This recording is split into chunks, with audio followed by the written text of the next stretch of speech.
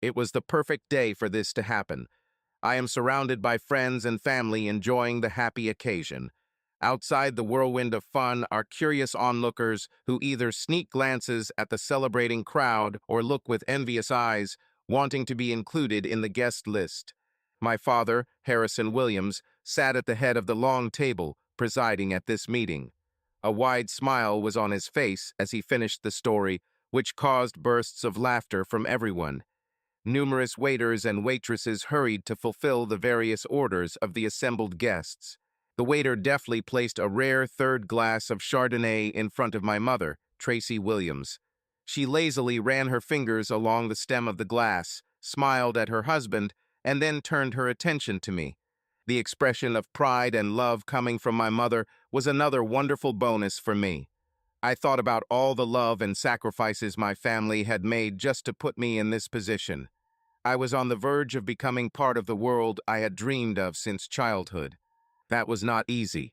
I had to carefully schedule my college classes to fit around my part-time bank job and manage to spend as much time as possible with my girlfriend. For 4 long years, I rushed from college to work. Then, after work, I would return home to study and discuss the theoretical applications espoused by my professors in comparison to my father's real-life experiences. I had to walk a tightrope of not worrying my father when we discussed radical changes in the business.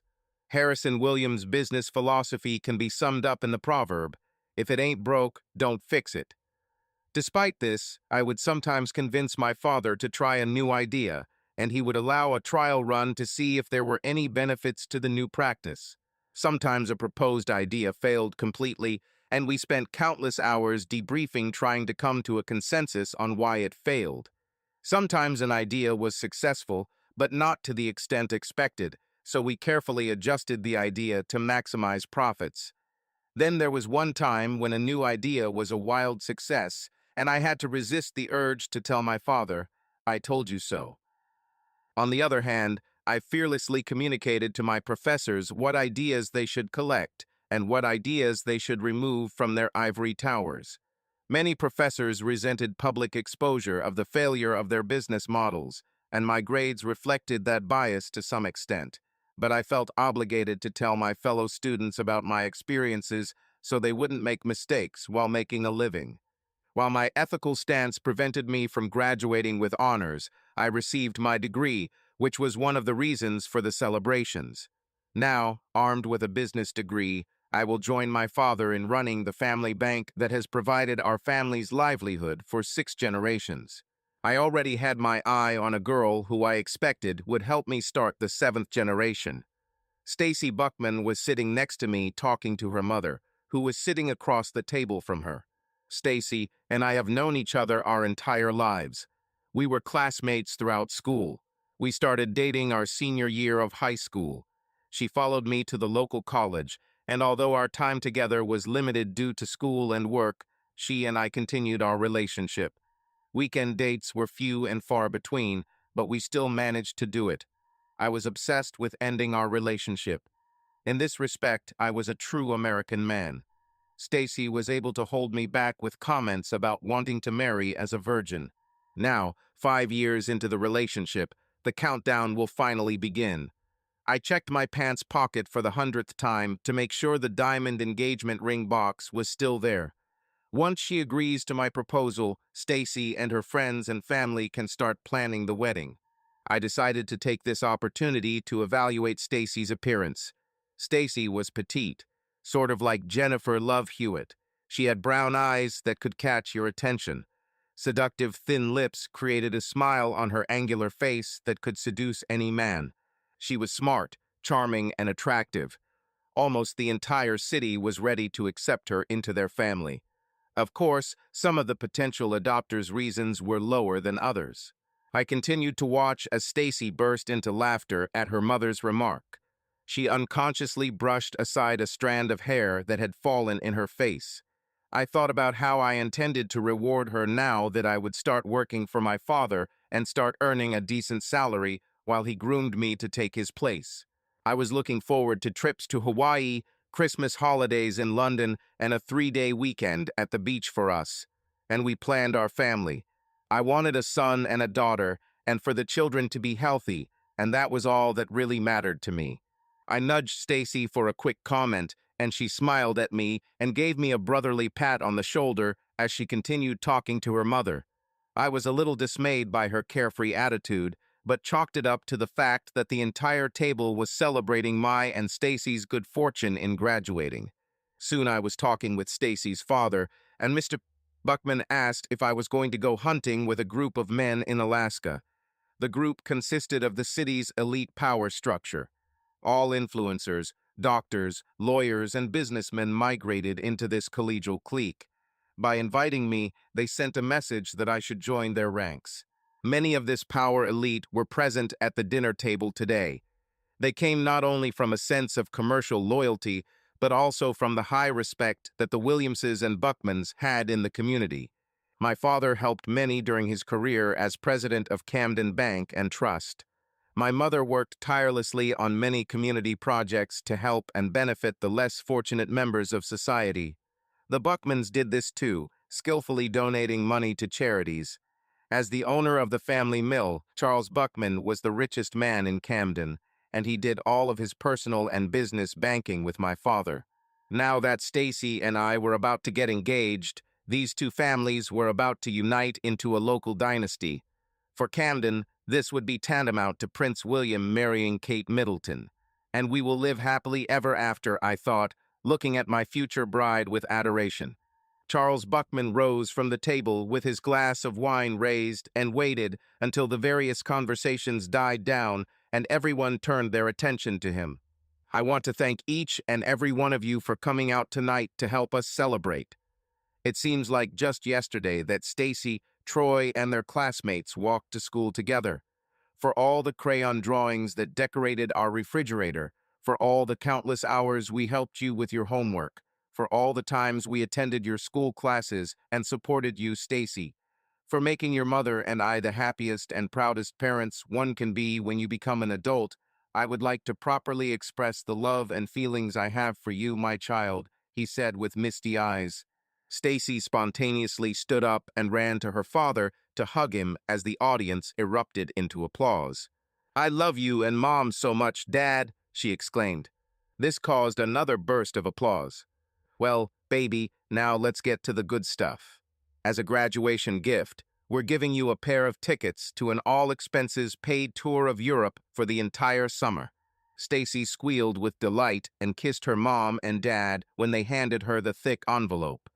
I started to wonder if I could take that much time away from work. It didn't matter if I couldn't. I was confident that Stacy and her lucky friend would enjoy the ride of their lives. It would push back our wedding date, but it would allow me to build our nest while Stacy had her fun. I decided it was now or never, so I stood up and walked over to Stacy. I reached into my pocket and felt for the jewelry box. I walked up to Stacy and Mrs. Ben Buckman kindly stepped back to allow Stacy and I to be center stage. Stacy looked at me questioningly as I stood next to her. I began. I just want to take a moment to thank everyone for coming here tonight to help celebrate our college graduation. And while it may have seemed like yesterday to Mr. Buckman, it seemed like Chinese waterboarding to me. This funny remark caused laughter in the room. But the only thing that made it all bearable was the wonderful woman standing next to me. In the first grade, we shared milk from the same carton. In the sixth grade, we were sent to the principal's office together for a reprimand, I said, raising an eyebrow, which caused another burst of laughter. I finally wised up, I continued, and asked her out for my senior year of high school. From there, we both went to college here, and although school and my work kept me from seeing her as often as I wanted, it made me appreciate her even more. I turned to Stacy and looked her in the face. And I really appreciate you, Stacy. I've known for a long time what you mean to me. I've loved you since first grade. I know what you will mean to me for the rest of my life because I intend to tell you I love you for the rest of my life. I got down on one knee, took out the box, and started opening it. I noticed Stacy's eyes went wide, and she raised her hand to her open mouth. She began to show signs of hyperventilation. Stacy Ellen Buckman, will you marry me? By this time, The entire restaurant had fallen into dead silence and focused on the dramatic scene before them. They sighed in unison, waiting to applaud Stacy's approval. I continued to look at Stacy's face lovingly as the shock of the proposal was so obvious on her face. Stacy's eyes darted wildly across the table, back to me, down the table, back to me. An anxious nagging began in my brain as the pregnancy pause continued. What I initially perceived as shock of disbelief now turned into panic. She looked back at the table, ignoring me on my knees with a flawless 4-carat diamond ring held out towards her. David. She begged and rushed to the front door. The creak of a chair being quickly moved away from the table was heard. The incredulous and shocked audience caught a glimpse of someone chasing Stacy. The man only turned to look at me for a moment as he ran past to chase Stacy. It was David Porter, my best friend, and the guy I was going to ask to be my best man at my wedding. The consequences of Stacy and David's actions were absorbed into the collective mind of the audience, and all attention was focused on me, a kneeling figure swaying from the action. I slowly rose from my knees and put the box with the ring back into my pocket. I walked like a zombie towards the back exit, away from Stacy. I didn't look at anyone as I blindly climbed the steps leading away from the building. My eyes, full of unshed tears, accompanied me as I walked past my car and began the long, difficult journey home. I sat at my desk as the morning sun flooded my office. I turned in my chair and looked sullenly at the empty buildings crumbling in the town square. One of these destroyed buildings was the scene of my proposal fiasco. 6 years have passed since the humiliation in front of the entire city. For 6 long years, I was the butt of jokes all over Washington County. 6 long years of being laughed at behind my back. The restaurant has moved on. Stacy moved on. David moved on. The city moved on. This whole damn world has moved from a dead point. The only one who did not budge was me, chained by heritage and necessity to Camden Bank and Trust. The intercom rang. "Troy, Mrs. Fuller wants to see you." I felt slightly irritated before I said, "Let him come in." Before the door started to open, I left the table and walked towards the door as it opened. "Let me take this, Mrs. Fuller," I said with some alarm, looking at the large box the woman was carrying. "Damn it, Janet, you should have helped carry it to her," I thought. I looked at the thin, attractive brunette accompanying the fragile old woman. I took the box and quickly placed it on the table, and then helped Mrs. Fuller into the chair. "How are you today, Mrs. Fuller? May I help you?" "Why not, my child? I just wanted to bring you an armful of heirloom tomatoes from my garden. I still remember how much you love them. Despite all the worries I felt, my spirit brightened when I remembered all the trips to Mrs. Curry Fuller's garden as a child. Plant and dig potatoes, onions, and peanuts. Installing stakes for tomatoes. Pea and bean runner stakes to hang on to.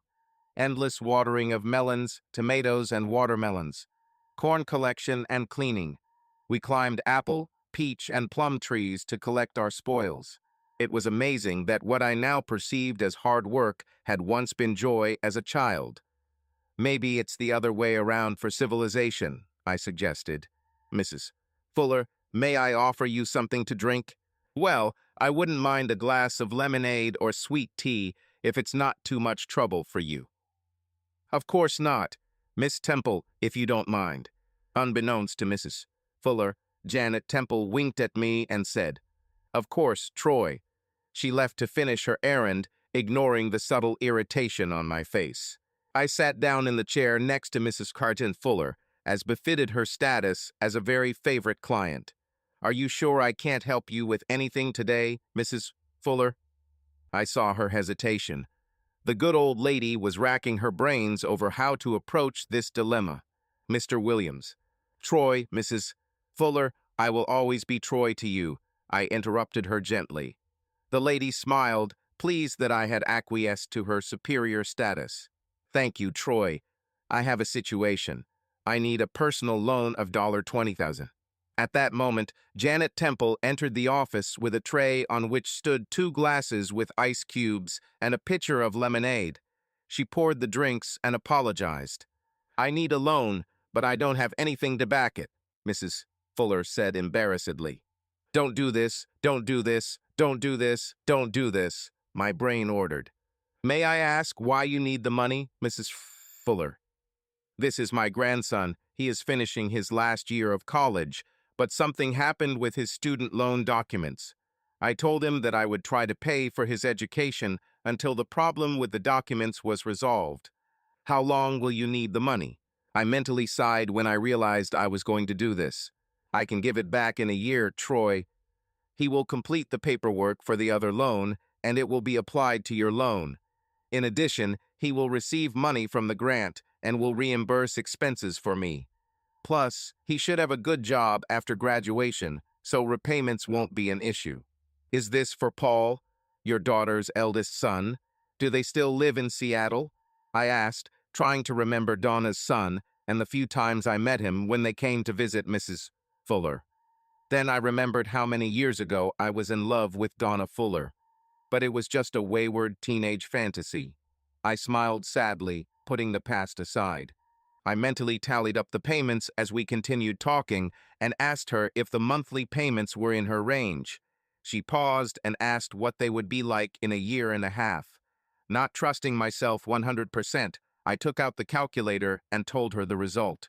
She agreed that it was appropriate, and I called Tom Jenkins in the loan department and told him the terms and asked him to prepare the loan documents for Mrs. Fuller to sign. We spent the next 30 minutes reminiscing about past events and enjoying lemonade. I then escorted Mrs. Fuller to the loan department and assigned the very able Tom Jenkins to take care of Mrs. Fuller. Mrs. Fuller insisted on kissing me on the cheek and said, "Thank you, Troy. You remind me of your father. These days, not many bankers would give someone an unsecured loan. Mrs. Fuller, your family has always worked with us." "I know that your word is enough," I assured the old family friend. "You just keep sending me tomatoes, and maybe apple pie." I begged, and Mrs. Fuller laughed and said I would have it tomorrow. I returned to my office only to find Janet Temple sorting tomatoes and separating the ripe red ones from the green ones. "What are you doing with my tomatoes?" I asked. "Troy, we'll have tomato sandwiches for dinner today." "Who is this us you're talking about, Miss Temple?" I approached her from behind. She smiled. "By the way, Miss Temple, it wouldn't hurt to be a little more professional here in the office." "Yes, Mr. Williams." She turned to face me and hugged my broad shoulders. "You gave her an unsecured loan, didn't you?" She kissed me tenderly. "And you lowered the interest rate, so we won't actually make any money on the deal."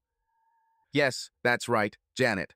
That's Miss Temple for you, Troy. If you continue to be a sucker for every bad luck story that comes out, you won't be in business anymore. If that happens, I'll just take my tomatoes and find a job somewhere." It turned out that bacon, lettuce, and tomato sandwiches were in my apartment that evening, and Janet Temple was a welcome dessert. When it began to get light, I woke up and started bustling around, getting ready for my morning run. After changing into my tracksuit, I kissed the top of Janet's head, which made her smile as she stretched, waking up. "Why don't you go back to bed? Don't tempt me. Are you going to take a shower here, or are you going back home?" "Why do you ask?" "Because I don't want to take a shower and get ice-cold water because you used up the hot water," I explained. "We could take a shower together," Janet whined. I paused. "No," she pouted sadly. "Well, I think I better go home and get dressed for work," she sighed. "When are you going to finally start leaving clothes here, Janet?" I asked. It would make everything easier. "Oh, Troy, let's not start all over again." "You go have a great run. I'll take a quick shower and see you at work." She kissed me and pushed me on the way to go for a run, getting ready to clean up. I prepared for the run by doing warm-ups and stretching exercises. I looked at my residence. Not many people could say they live in the same building where they work.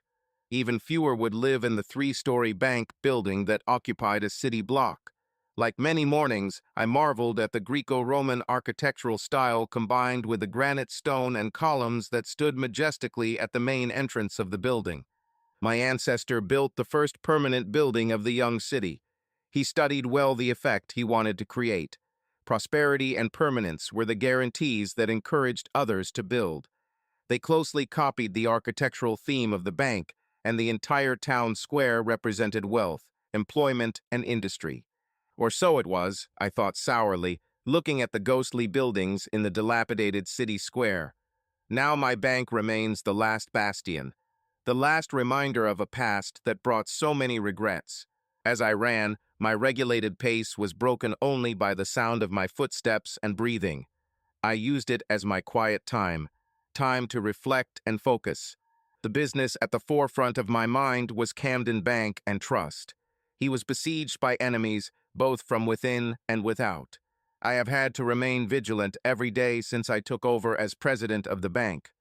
All it takes is one wrong step, and all my hard work, the life's work of my father and previous generations, will be taken from me. So many decisions to make and no one to help me.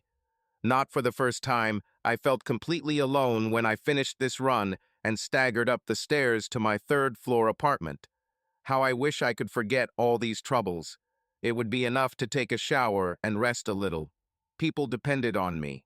I undressed and carefully stepped into the shower. After a few seconds, the hot water turned to cold. Another grievance that I will have to discuss with Janet, I thought sadly. At 9 o'clock in the morning, I was sitting at my desk working when official banking hours began. In fact, I had been working since 7 in the morning, closing deals for the bank. At 9:25, the intercom rang. "Mr. Bissell Williams, you have guests." The strangeness in Janet's voice alerted me. Why didn't she name these visitors? A quiet voice mentally told me to refuse visitors, citing a difficult work schedule that prohibited accepting visitors today, and to instruct another employee to solve any problem that arose.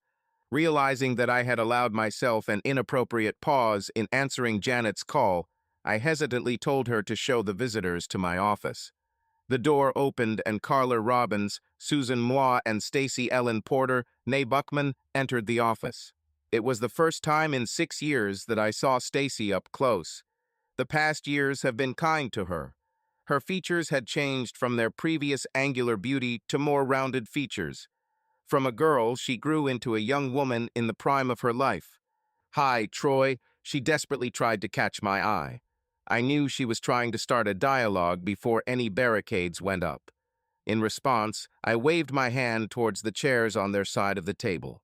Carla tried to hug me, but she immediately became aware of my reluctance to make any physical contact with them. If I refuse Carla's hug, Stacy won't be offended that she was rejected. The three ladies quickly sat down in their chairs. I sat down at my desk. "How are you, Carla, Susan, Mrs. Porter? What can I do for you ladies today?" Stacy winced at the cold politeness in my response. There was no warmth in the greeting, no sign that over time there was a desire to forgive a past offense. She noticed that my gaze was focused on the classmates who accompanied her, but not on her. "Please, Troy, I'm still Stacy. I would appreciate it if you called me by name." "I'll keep that in mind, Mrs. Sapotage Porter. Once again, I will ask you, how can I help you today?" It's been 10 years since we graduated from Troy High School. We're on the reunion committee. We are trying to gather recruits for the committee and support for the reunion.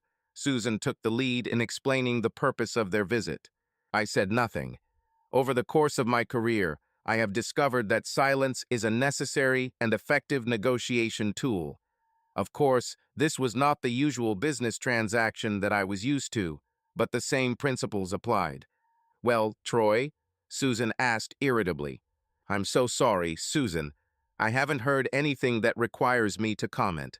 Susan sighed. "Could you help and lead the committee, Troy?" A minute passed before I answered. "Susan, isn't it customary for the class president to chair the reunion committee?" Susan hesitated, realizing where the conversation was heading. "Yes, Troy, but—" "Refresh my memory, Carla." I turned to the woman who was interrupted. "Who was the person who was the president of our class?" "David Porter." "Absolutely right, Carla. It seems to me that you are talking to the wrong person. David already said he's not going to serve on the committee, Troy," Stacy explained. I gave no indication that I had heard Stacy's comment or that I was going to respond to it. "We could really use your help, Troy," Carla suggested. "I understand, Carla, but since I will not be attending the reunion, I see no need to be on your committee." I pressed the intercom button. "Miss Temple, please come in." I could tell that the restless trio was looking for a new avenue of attack, as all three insisted that I be present. Before I could say anything, Janet Temple entered the office. "Miss Temple, please escort our guests from my office. I regret to inform you that I have an urgent matter, so you will have to excuse me." "Come on, Troy, you owe it no, you simply owe it to your classmates to attend our high school reunion," Carla valiantly insisted with her last effort. I turned my attention back to my three classmates. "Before you all go, I would like to tell you a little story about the word should." I began my story sarcastically. A beautiful woman walks into a bar. Before she could sit down, a man appeared in front of her. "Madam," he says, "for your information, I am one of the richest people in the world. I am so in awe of your beauty that I am willing to pay you the sum of $10,000 to spend 1 hour making love to you." At first, the woman is horrified by this proposal. She then starts thinking about all the things she could buy for $10,000. "Okay, I'll make love to you for $10,000, she replies. Then the man asked, "Maybe you can sleep with me for $5. Now the woman became very upset by the insult. $5? Who do you take me for?" She screams at the man. "We have already established who you are. Now we are just discussing the price. Do you all understand the meaning of the word should in this story?" I asked three of my classmates. "Perhaps I can give you a better example. Imagine some poor dumb bastard thinking he found the perfect woman for himself, only to be humiliated when she turns him down in front of the whole town and runs off with his best friend. What the hell do you think he's owed? The chance to jump up and do her a favor the first time he sees her in years?" There was dead silence and icy looks for the insults inflicted. I walked out the back door of my office, which saved me from the awkward situation of shaking their hands. I heard Stacy's voice asking me to stop. Once again, I decided to ignore my betrayer. I ran up the steps and went into my apartment. I continued to wander around the apartment. I systematically checked the views from the windows, hoping to notice the departure of the trio of classmates who had ambushed me to see me. I heard the door open and Janet's footsteps echoed towards me. I turned around and hissed, "Never, never, never do this to me again if you want to keep your job. Do you understand me?" She recoiled in shock at the venomous tone in my tense voice. "Sorry, Troy. I had no idea how to deal with it," she replied with a pathetic apology. "Well, you damn well better come up with another way if this woman ever comes back here. They didn't tell me who they were. They only said that they were your classmates," she protested. I stopped for a minute to calm down, but things were still awkward between us. "They have already left?" I asked, looking out of one of the windows. Out of my peripheral vision, I saw Janet nod in response to my question. I could tell she was almost in tears from my chewing as she nodded, not trusting her voice not to burst into tears. "Then it's time to get back to work." I abruptly left the apartment to go down to my office. Janet stayed at my apartment to freshen up and touch up her makeup before appearing at her desk. When closing time came, I was left alone in my apartment all night. This trend continued for 2 weeks, with Janet focusing solely on her work and me on mine. Then on Thursday afternoon, right before closing, Janet walked into my office. With tears in her eyes, she asked me, trembling, "Will you ever forgive me?" I walked over to her and hugged her as she began to cry. We went upstairs to my apartment, and I did my best to make up for all the pain I had caused her. By Friday morning, everything was back to normal. We spent Saturday morning relaxing in my bed. We were having a pillow talk when she broached the subject. "Why do you hate her so much, Troy? Why can't you get past her?" she asked, drawing lazy circles on my chest with her nails. I knew who she meant. I thought about telling her that it was none of her damn business. I sighed. "You moved here 4 years ago, Janet," so you don't know the whole story. I'm going to tell you this once, and once only, and I will never discuss it with you again. Is this a deal?" She looked at me with her big brown eyes and nodded seriously. "You know about me and her and how I made a complete fool of myself at prom by proposing to her. I know you must have heard this story 1,000 times in this city." Her look told me the truth about my statement. Even after 6 years, I was still ridiculed by the entire city. By this time, my action had become firmly established in the history of the city, and it was endlessly discussed. You have to understand that we all grew up next to each other, played with each other, went to school with each other. I paused and then banished my reluctance to say their names. David and Stacy have been my closest friends since kindergarten. Stacy insisted that we play house with her, and we attended countless dinners with imaginary pies, cokes, cakes, ice cream, and candy. One day I became a father, and David became our child. The next day David will become a father, and I will be their child. Stacy, of course, was always the mother who dictated our actions. As we got older, David and I grew out of that period of childhood where we thought all girls had lice and avoided Stacy like the plague. At first, Stacy took it hard, but then she started communicating with all her girlfriends. David and I were close, like brothers. We were at each other's houses every day, playing Little League baseball or Boy Scouts or soccer. Something always happened to us. I realized this when I started to remember that I couldn't help but smile at the memories. Well, it won't last long as I continue the story. We still saw each other. All of our parents socialized at the country club, parties, and charity events. And of course, being in the same class, we all had the same classes and teachers. Then middle school came and something magical happened to all the girls. And like all male teenagers, well, at least every male teenager, we began to desire these girls that we had ignored for years. But they weren't going to make it easy for any of us guys.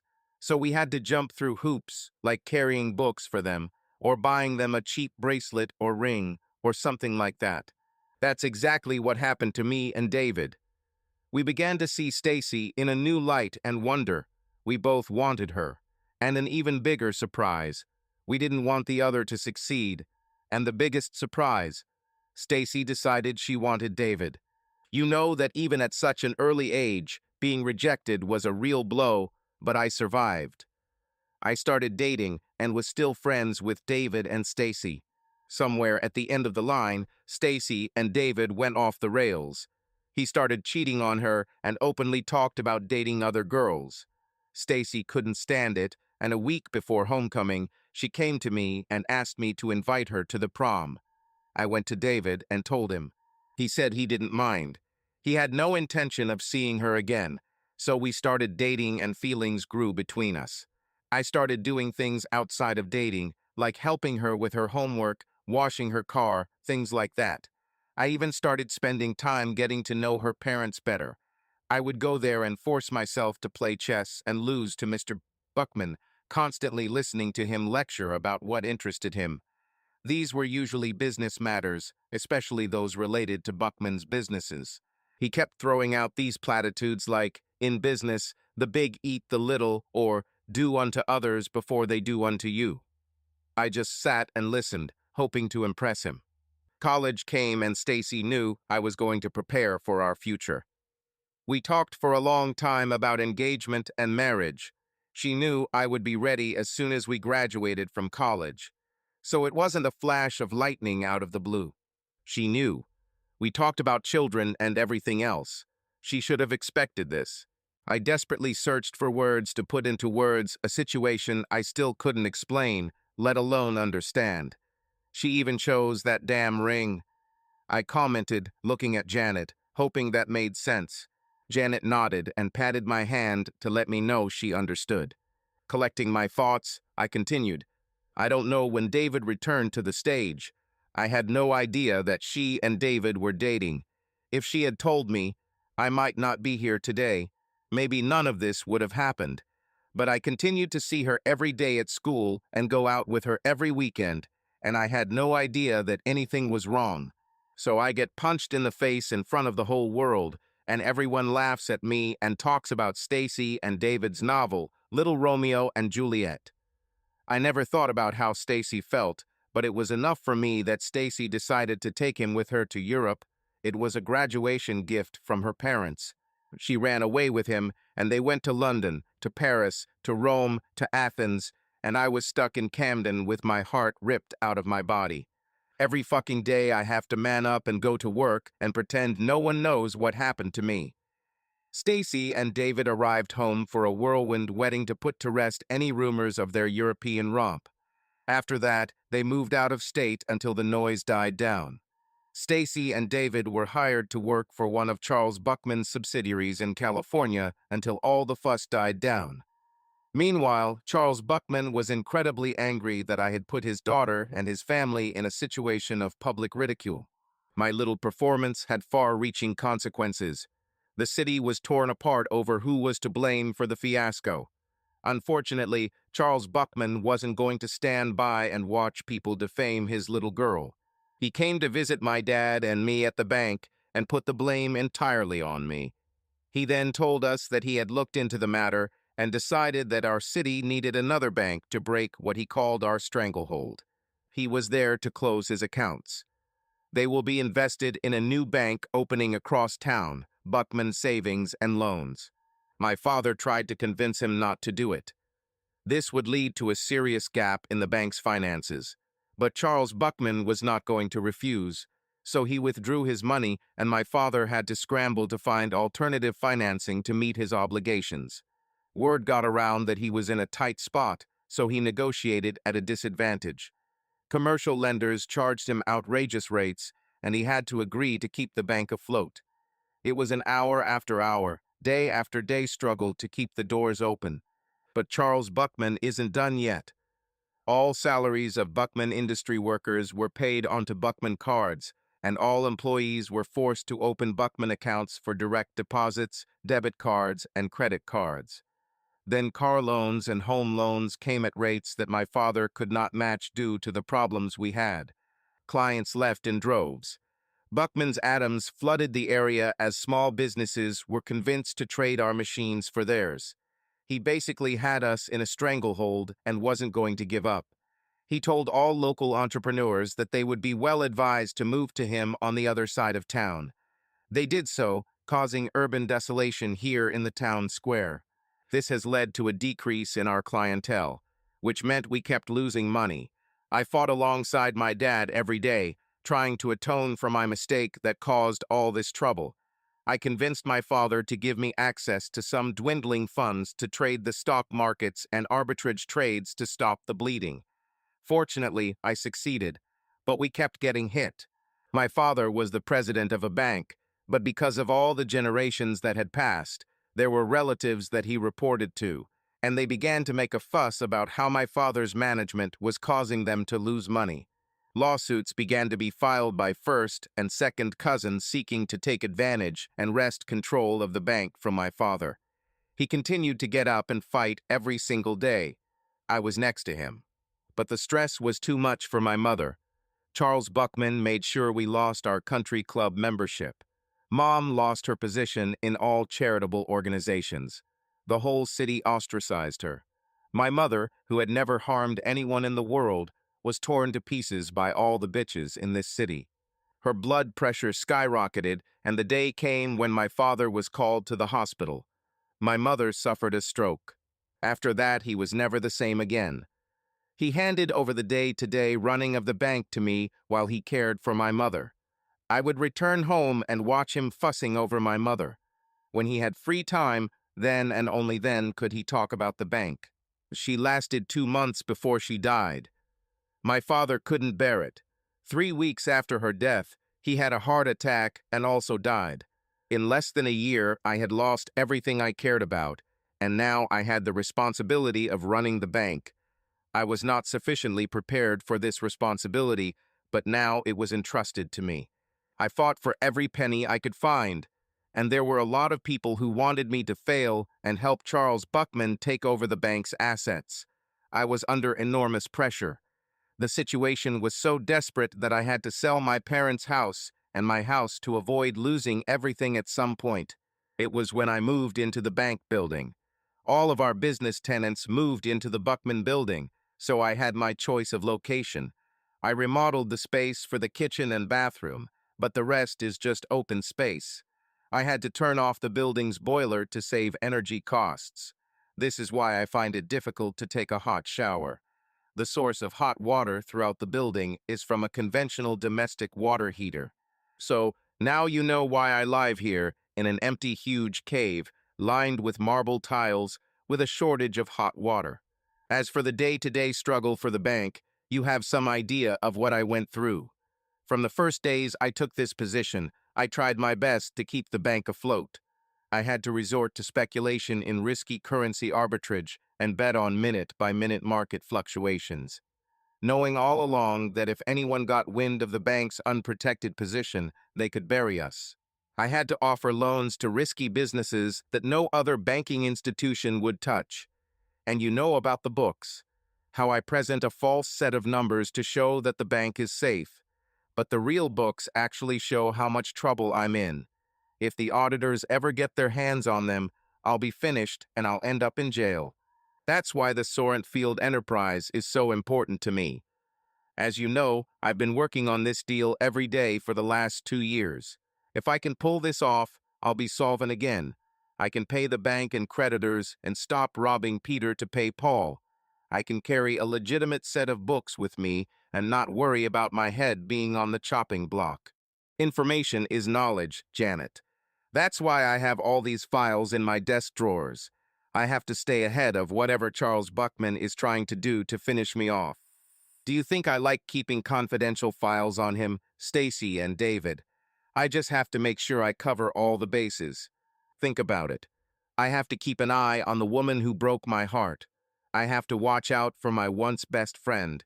And I hate it. I fucking hate it, but I have to do it. Finally, I paused, surprised at myself for finally broaching this topic with someone, and at the psychological release I felt in confession. Janet looked at me with gratitude that I had opened up to her and trusted her. "But Troy," she said, "are you sure you can pull off this deal with the Sorrent oil field? I mean, aren't you happy working in the Siberian oil field?" "Janet, as I already explained to you, my French contacts did everything possible to make this a reality. Once the oil wells reach the oil will be processed in a plant that will be built on the coast of the Bering Sea. From there, tankers will deliver it to ports on the west coast of the United States and unload it there. The time and distance differences alone from shipping to the Middle East will make this an extremely profitable business. These profits will be greater than ever. The only downside is that there are a number of players who are interested in him. It's unavoidable.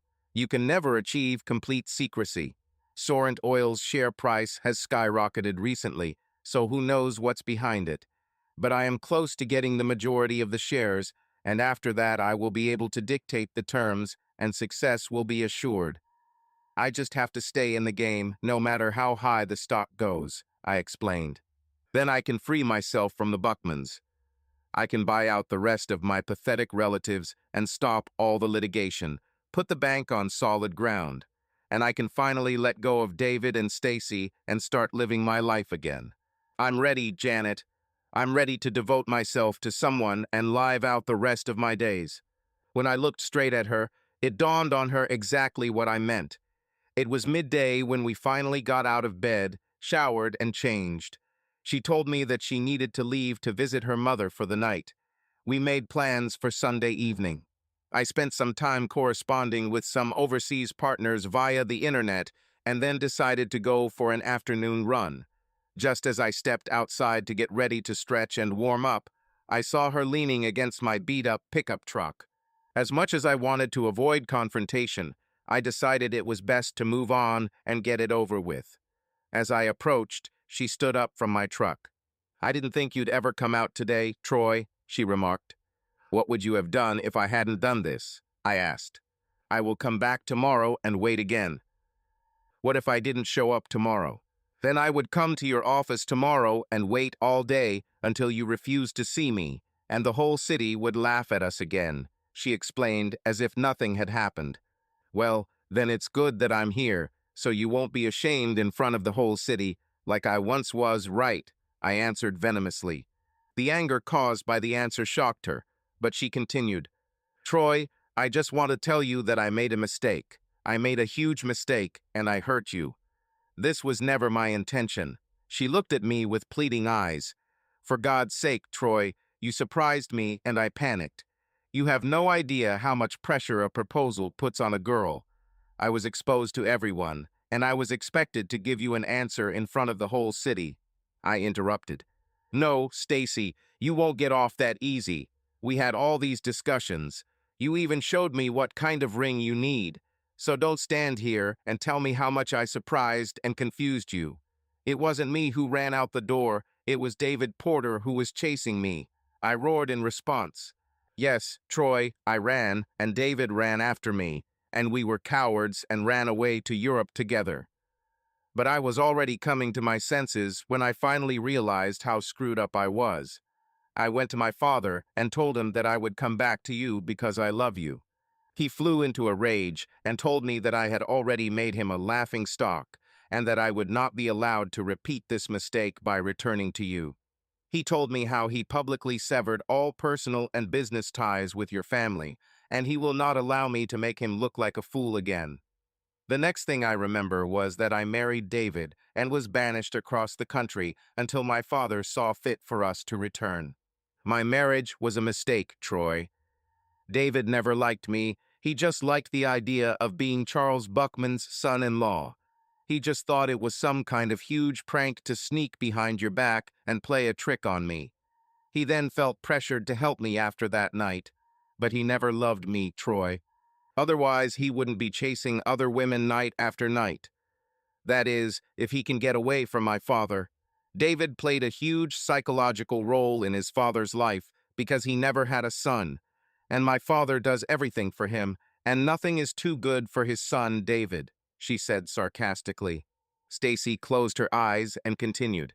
If there was any way to relieve you of this pain, I would do it. My actions cost me the best friend I ever had, and I will never get him back. It cost me the person I loved more than anything in the world. Even though I forced myself to remain cold and distant, I reacted internally. I have known this woman most of my life. Of course, she knew which buttons to press. So, to protect myself, I had to respond harshly and push her out of my life. Yes, Stacy, you can take the pain away.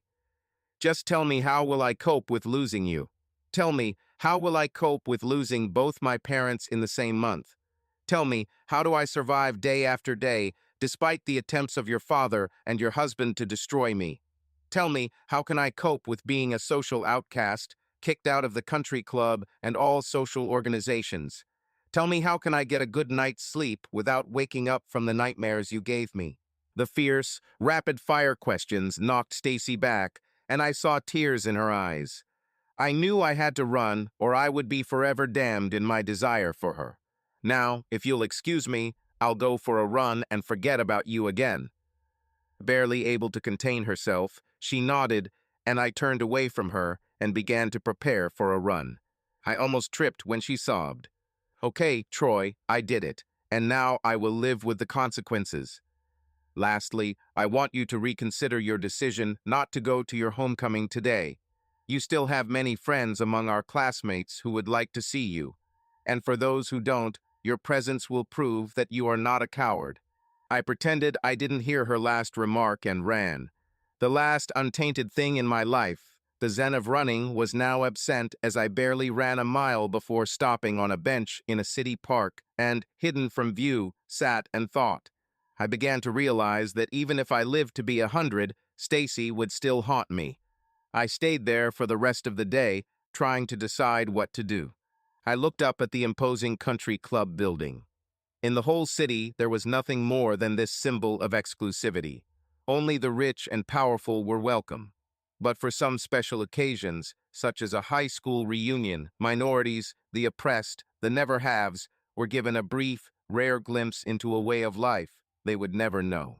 I walked past a few of my classmates who were gawking at the splendor of the surroundings and greeted them. Even though I had been kicked out of the club 6 years ago, I was no longer interested in it. I headed down an immaculately clean hallway lined with plush carpeting, decorative vases, landscape paintings, all the trappings of grandeur leading to the banquet hall. There, in the doorway, sat the obligatory table emblazoned with the Camden High Tigers logo. It was led by my classmate Susan Moi, whom I had last seen in my office trying to get me to work at a reunion. Her eyes widened as I approached. "Troy Williams," I announced to her, as if I wanted to remind her who I was. "I didn't check in, so I guess I'll have to pay for being late, don't I, Susan?" She excitedly took my money and said, "It'll only take a minute, Troy." She started typing quickly on her laptop.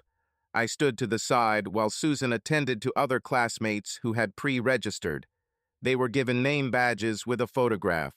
They were then given gift bags and allowed to enter the banquet hall.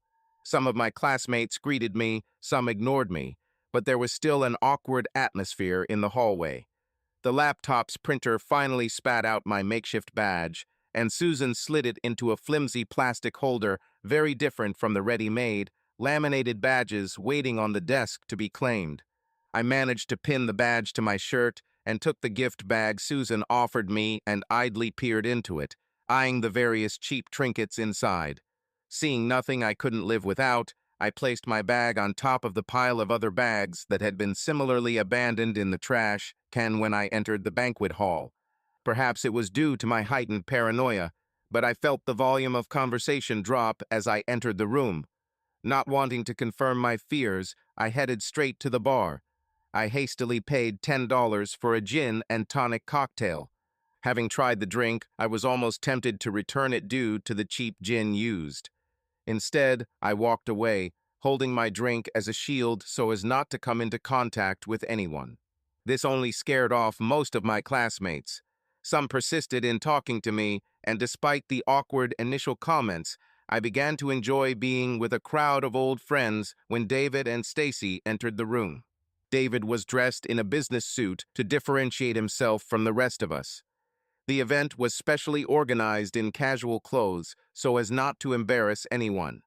From the very beginning, he sought to show his superiority by looking down on everyone. His aloof manner was befitting of a Charles Buckman protege. Stacy, on the other hand, wore a simple black dress and was immediately swarmed by her classmates who insisted she join them on the dance floor to take part in the dancing. I watched as David tried to argue, but she ignored him to take center stage on the dance floor. The simple joy of performing dance steps enticed many of her other classmates on the dance floor to join her in enjoying the music. As soon as the song ended, she returned to David, and I saw him make a comment that she apparently didn't like. Another song started playing and Stacy tried to drag David onto the dance floor. He resisted until she finally gave in. She stayed next to him, just watching the dancing, until her friends pulled her onto the dance floor again. The rest of the night was a strange situation. A cowering, passive Stacy next to David and an animated, relaxed Stacy dancing on the dance floor. However, never with a guy. Whenever someone approached Stacy, they asked David for permission to dance with his wife. He always objected strenuously until the guy left. Stacy continued to be embarrassed by his behavior as the dance continued. The argument became more obvious and harsh with each refusal by David. Luckily for Stacy, her friends kept showing up to let her loose on the dance floor. Her moves on the dance floor were highly appreciated by every man in the room, and I suspect there were many women who would do anything to be like her. Yet, faithfully, she returned to David after each dance with his growing displeasure on his face. She would beg him to dance with her, but apparently titans of the industry aren't allowed to have fun. His displeasure became more pronounced, and there were fewer requests from people wanting to dance with Stacy for fear of escalating the argument. At that moment, Stacy looked across the room and caught my eye. Without asking permission, she left David and came to me. Every pair of eyes looked at us as she extended her hand and said, "Dance with me." The look on David's face could have caused serious injury from his intense gaze. Damn, I had nothing to lose. I found myself following Stacy as she continued to hold my hand, leading me to the dance floor. I thought you said you wouldn't come to the homecoming. I answered, I didn't want to until they told me what a coward I would be if I didn't show up. Stacy giggled at my response as the intro to the slow dance number began. Her eyes widened as she became afraid that I would refuse the idea of skin-to-skin contact with her.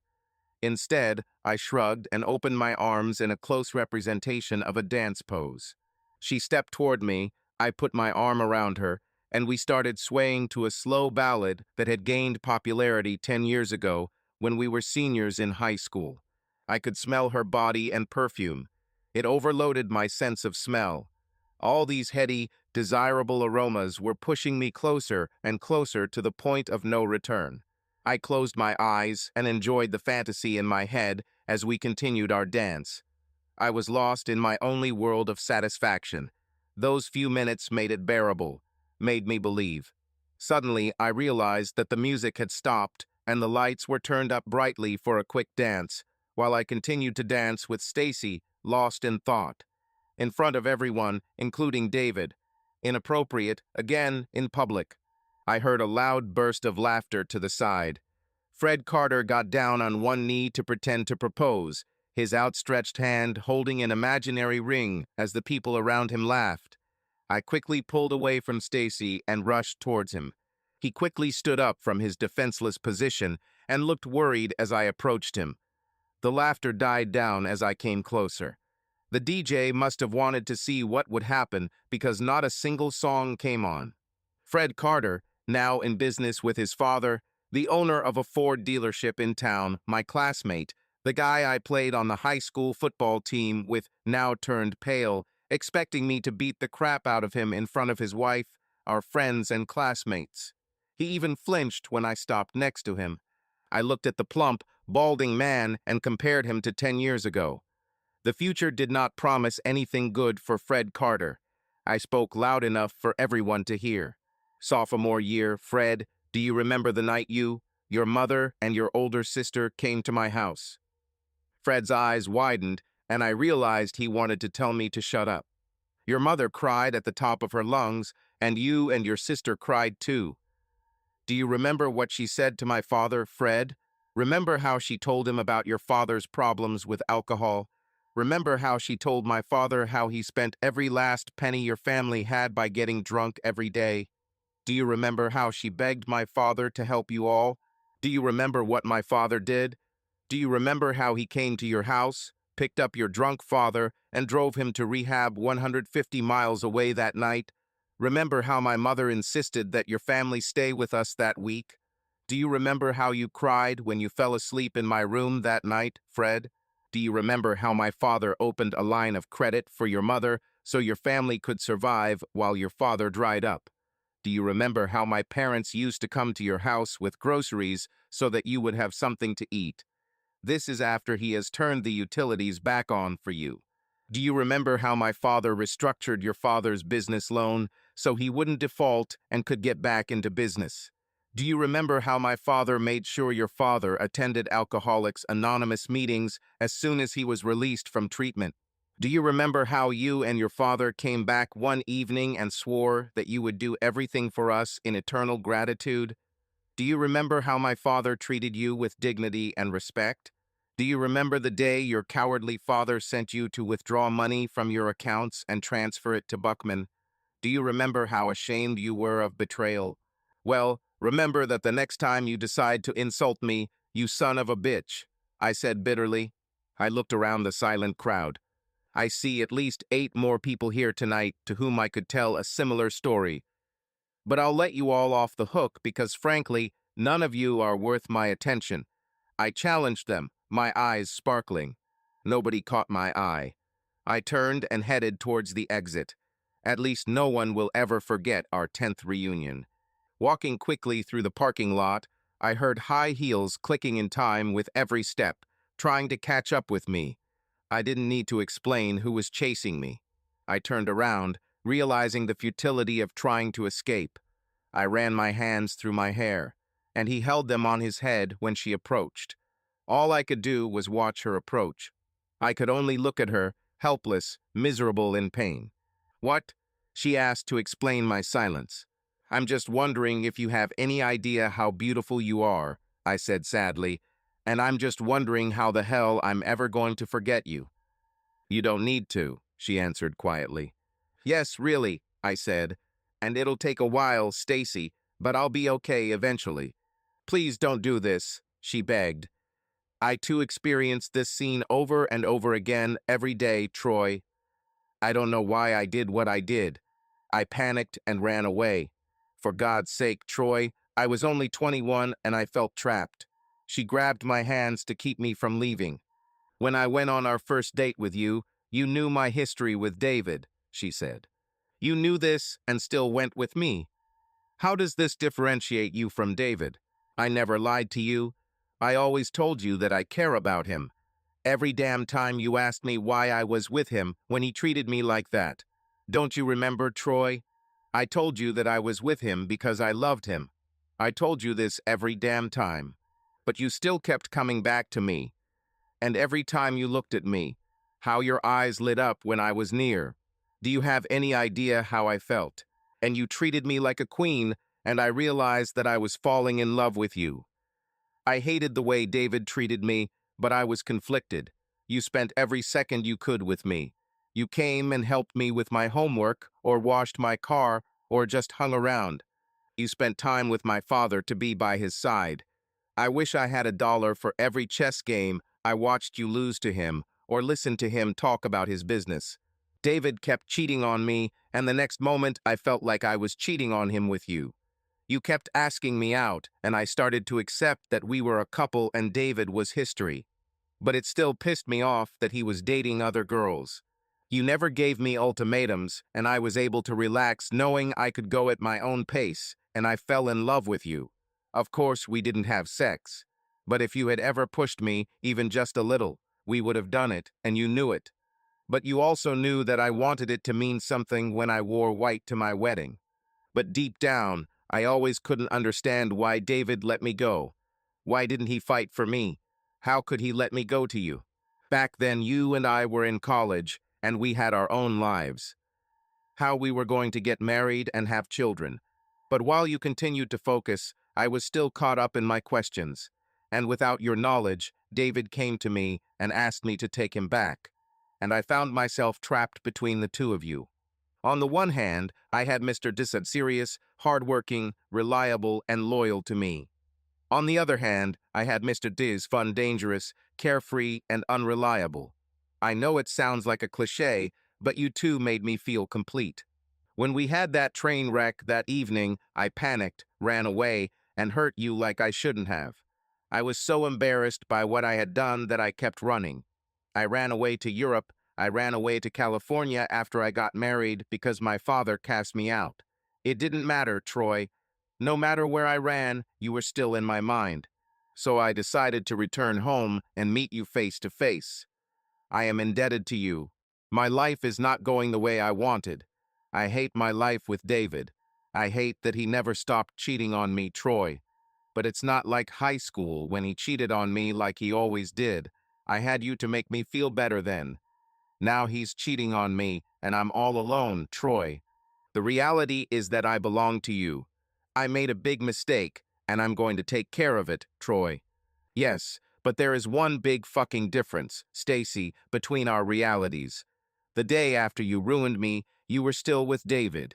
And the next day, and the next, you didn't come back to me. I'm still locked in a hell not by choice. I wake up every day knowing that the woman I love is with another man. Can't you see, Stacy? You made your choice. And circumstances after this will never allow us to be together, so please let me go. The heartbreaking, pathetic plea that I was forced to resort to made her eyes fill with unshed tears. I broke the grip she had on my arms. I'm just going to leave, Stacy. Tonight was a mistake, just another big mistake. Where she got her strength, I have no idea. But she grabbed my wrist and pressed my palm to her. She looked at me and said, "Now try to leave." She kept holding my hand to her, and, God help me, I moved closer to her and kissed her. She moved closer to me in agreement. "Please, Stacy, stop right now." I was out of breath. "Stacy, I can't. If I do this, I'm no better than David. I don't have much left, but my conscience won't let me do it. If your marriage is that bad, then leave it. Go divorce him and find someone who will make you happy. There is too much history between us to overcome. There is too much hostility and animosity for us to ever overcome. Your father will destroy me, or I will destroy him. There is no other way. I'm tired of you hurting me, Stacy. You must understand that I will always love you. All this time, all this pain, all my pretending that I hate you. This is killing me, Stacy. I will never forget you, but I need it to be over between us. I need to think of you as a friend, no matter what happens now. If we continue tonight, I promise you that you will hate me, or I will hate you for the rest of my life. My explanation became the catalyst for her sobbing as we continued to hug each other, right in front of David Porter. He has hit me. I am going home. First of all, I didn't hear a word from Janet, my future bride, all weekend. I could only assume that she had heard about the play at the country club and was angry with me. Secondly, I was unlucky to have David Porter as my guest. I turned around and saw him standing in the doorway of my room. David, what did I do to you to make you hate me to such an extent? My question startled David. For a brief moment, the anger in his eyes was replaced by a feeling of doubt as he searched for an answer. Holier than thou, Mr. I think I'm better than everybody else, he snapped. Did you think I'd let you steal Stacy from me with impunity? You didn't allow anything, I quickly interjected. You left her, and I came up to you and told you that I was going to ask her out. You didn't have a problem with it. Well, you know what? I changed my mind and decided that I really wanted her, and she still didn't give up. Hell, even when we went to Europe after she ran away from you, all she did was mope and cry over you. She still didn't sleep with me. I was so angry. Then we fly back to the city, and her father says that she will marry me because he won't tolerate any more scandals from her. So we had our wedding, and she cried like a baby. So now I go out and have fun, and she sits at home wishing she never left her poor Troy, and that's okay with me. Because when you finally become homeless, she can have you as far as I'm concerned. I'll run Buckman Enterprises, and you'll dumpster dive. David, I just want to tell you once that you have a long way to go to get rid of me, I replied. And don't think that you can kick my ass. Even after you hit me on the sly, you never held me back. The hint that David lacked the ability to restrain me weighed heavily on him as he walked away. I wanted him to dwell on this fact. Janet was still missing. I kept in touch with Tom Jenkins, who handled business on my behalf. I was thinking about weighing in on some aspects of banking that he wasn't privy to when I was informed that Stacy wanted to see me. I suppose you heard that I am being banished again, she said weakly. I heard. Sorry, Troy.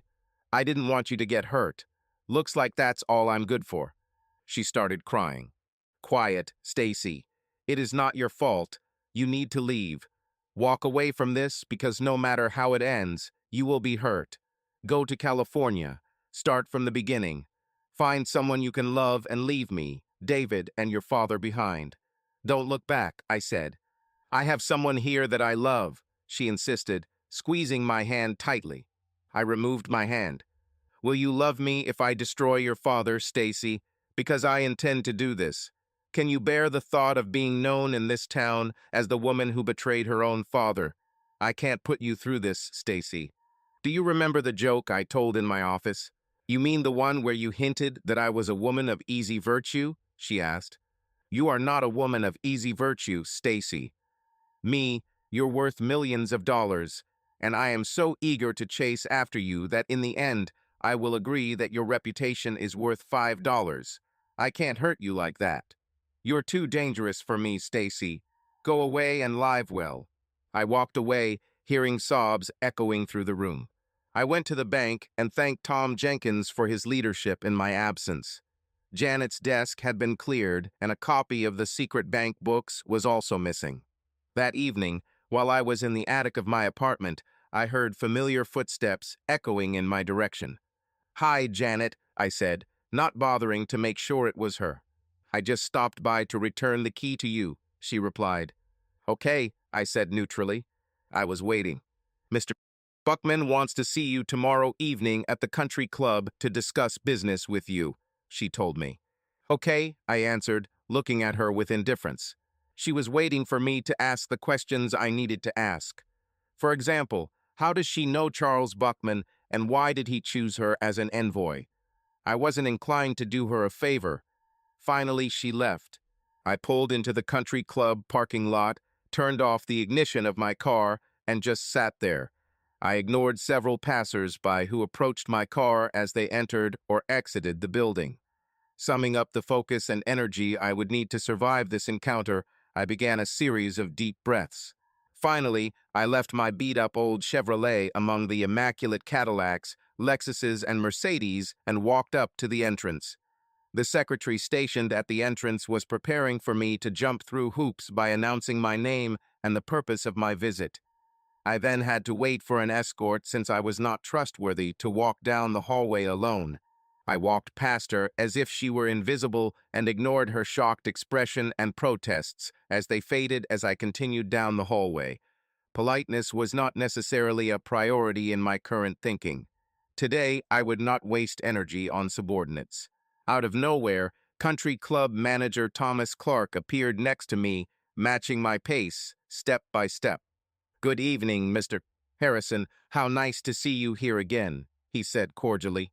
I looked at him. Thomas Clark was one of the few protesters who opposed my family's expulsion from the country club. It was a testament to his talent at running a country club that kept him from losing his job during the general upheaval when Charles Buckman went to war with my family. "Good evening, Mr. Gazette Clark. I'm glad to see you too." Despite my general intentions, I felt obligated to express my appreciation for his efforts. He nodded to me, and with that little said and left unsaid, my companion and I continued down the corridor. "Mr. Buckman has reserved an office for your meeting today," he reminded me. We approached the office, and he seemed to want to tell me something else. I slowed down to give him a chance. With a concerned expression on his face, he began. "Mr. Harry, Troy, if I can help you with anything after tonight." I was touched by his generosity. "Thank you, Thomas. This means a lot to me," I assured him, and we entered the office. If ever there was a monument to old-school male dominance, it was reflected in the atmosphere of the country club office. It's not that women were prohibited from entering the room. It was simply a matter of history and heritage that they would be subtly discouraged from being in it. The large room was decorated with hunting trophies of various wild animals hanging on the walls. Photos of various expeditions decorated with garlands for beauty. I had a fleeting desire to see if there were any photographs of any of the trips my father had been on. The faint aroma of expensive cigars competed with the walnut and oak logs blazing in the huge stone fireplace. Light and shadows danced on soft leather chairs and sofas. The gleam of polished mahogany furniture topped with Waterford crystal decanters filled with various cognacs or liqueurs awaiting consumption. The shelves were filled with rare first editions of literary masterpieces, many of which were autographed by the authors. In the corner stood a large globe that demonstrated its antiquity with unexplored parts of the world, the names of forgotten countries and changing borders. And right in the center of the room, confident in his mastery over his universe, stood my nemesis, Charles Buckman. His brother-in-law, my former friend, David Porter, hovered nearby, acting as a companion. I looked at Charles Buckman's lumbering figure, remembering how scared I had been all those years ago when I was courting Stacy. All the little humiliating barbs and jokes I endured while studying the chessboard during one of the games he insisted on playing while I waited for Stacy to get ready for her date. The inevitable schadenfreude as he grabbed my king and chanted Checkmate, signifying yet another one of my defeats. "Troy Evans Williams," he said, as if he had given me a death sentence. "I have not seen you for a long time." "Not long enough, Mr. Buckman," I replied. "You wanted to meet me, Mr. Buckman. So tell me why I'm here so I can get out of here and go home." "Why don't we have a drink, Troy?" He called the manager of the country club and asked him to go to the storage room and bring him a decanter of rare Remy Martin Louis Roman 13 cognac that the manager kept for him. I'm impressed, Mr. Buckman. What is the bottle for now? Last time I bought one Troy, it cost me about $25,000. If I remember correctly, Mr. Buckman, the only time you toast with that cognac is when you get a great deal. Exactly right, Troy. I closed a very big deal, and I want to celebrate. Do you mind if I ask what you bought? Not at all, Troy, he commented, taking the decanter from the manager. Thomas Clark excused himself from the room, and Charles Buckman poured healthy portions into 3 glasses and handed one to me. I just bought out Camden Bank and Trust. He looked at me with those soulless eyes, waiting for my reaction. It's strange, I don't remember agreeing to sell it, I said calmly. David walked over, took the 3rd glass of brandy, and looked at me with pure gloating. You'll have to sell, Troy. The state bank auditor will audit your bank on Monday. A copy of the real books that you have been hiding from everyone will be presented for their consideration. After they compare them with the prepared books you fooled everyone with, an investigation will be launched. Then it's just a matter of following the paper trail, Troy, he explained happily. How did you find out about books? I asked. Troy, I was always 2 steps ahead of you, he grinned, shaking a glass of cognac in his hands to warm the drink. I know everything you did. I hate to see that you never paid attention to any of the business lessons I taught you a long time ago. I know about those ridiculous files you keep on me and my daughter Stacy and my son-in-law, David, in your desk drawer. I know about all your business deals, Troy. He stopped to light a smuggled Cuban Cohiba cigar. I continued to wait patiently. All your business deals, he emphasized, blowing out a ring of smoke. This includes the Sorrent oil deal you were working on. And as I mentioned, I have access to copies of your books, Troy. It will be interesting reading for the whole country once this story comes out.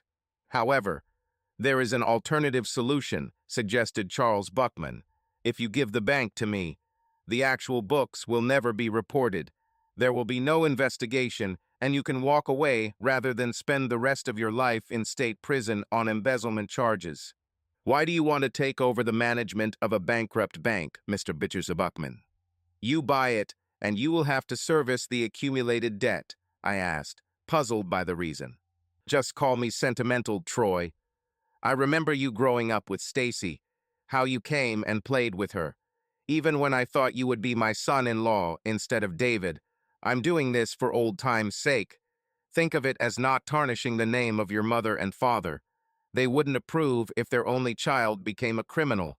As far as I understand, you did so that for my parents' heart is not for your revenge withstood, and they died, Mr.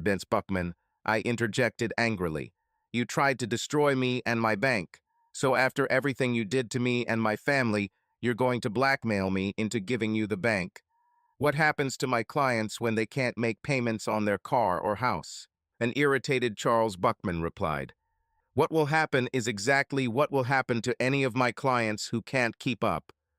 I'll foreclose on them. I'm in the business of making money, boy. If I told you once, I told you 1,000 times. In nature, the big eats the small. It was a lesson that neither you nor your father ever understood. I can still do without you, Mr. Buckman. I have a pending transaction related to the Soren oil reserves. Once this deal is signed, all my financial worries will end. The money will be returned to the bank, and no one will know anything.